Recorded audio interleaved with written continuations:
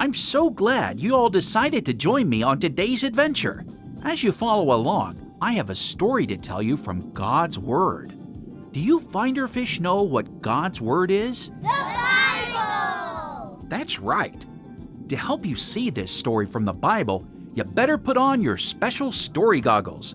Zoop, zoop! Now you're ready. One day, Jesus was standing by the sea. The people crowded around him and listened to every word he said. Jesus saw two boats at the edge of the water.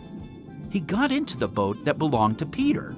Jesus asked Peter to take the boat away from the shore a little bit.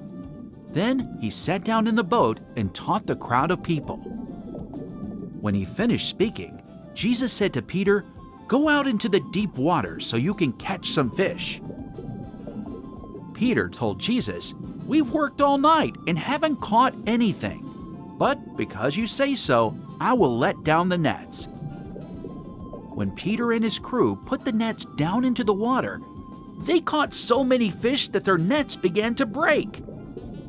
When Peter saw this, he knew that Jesus was special, and this was a special thing that had happened.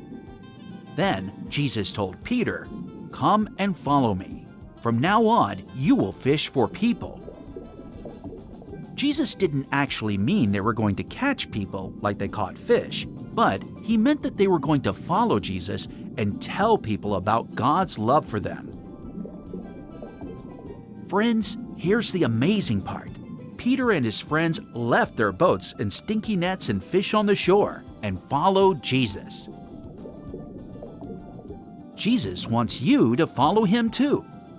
Here are some ways you can follow Jesus.